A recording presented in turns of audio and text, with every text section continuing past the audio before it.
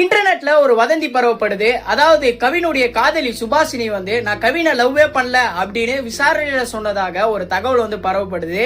அது பாத்தீங்கன்னா ஒரு ஃபேக்கான நியூஸ். அதை ஸ்டார்டிங்ல நானும் உண்மைன்னு நம்பி ஸ்டோரி எல்லாம் போட்டேன். அதுக்கு நான் இங்க சாரி கேட்டுக்கிறேன்.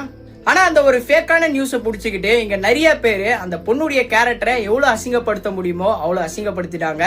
தயவு செஞ்சு இனிமேட்டு அதை வச்சு கண்டென்ட் போடாதீங்க.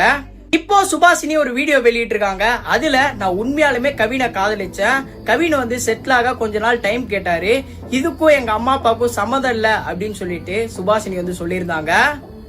இப்போ அந்த கமெண்ட்ஸ்ல போயிட்டு அந்த பையனே இறந்துட்டான், இருந்தாலும் நீ உங்க அப்பா அம்மாவை காப்பாத்த ட்ரை பண்ற அப்படின்னு சொல்லிட்டு அந்த பொண்ணை அசிங்கமா திட்டி அந்த கமெண்ட்ஸ்ல போட்டுட்டு இருக்கானுங்க. இவனுங்க ஜாதிக்காக என்ன வேணாலும் பண்றாங்க. இந்த பொண்ணை பிளாக்மெயில் பண்ணி கூட இது மாதிரி சொல்ல வச்சிருக்கலாம். நம்ம எல்லாருமே நியாயப்படி பார்த்தா இனிமேட்டு இது மாதிரி நடக்காம இருக்க என்ன சட்டத்தை எடுத்துட்டு வரலாம் அப்படின்னு சொல்லிட்டு தான் நம்ம பேசணும். ஆனா இங்க நிறைய பேரு அந்த பொண்ணை பிளேம் பண்ணிட்டு இருக்கானுங்க.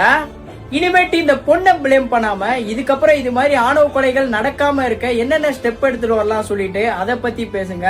இந்த மாதிரி ரீல்ஸ் எல்லாம் ஜாதி வச்சு போறானுங்க தெரியுமா, அவனுங்கள நாக்கு புடுங்குற மாதிரி கேளுங்க. கமெண்ட்ஸ் எல்லாம் ஜாதி பெருமை பேசுறானுங்க தெரியுமா, அவனுங்களையும் நாக்கு புடுங்குற மாதிரி கேளுங்க.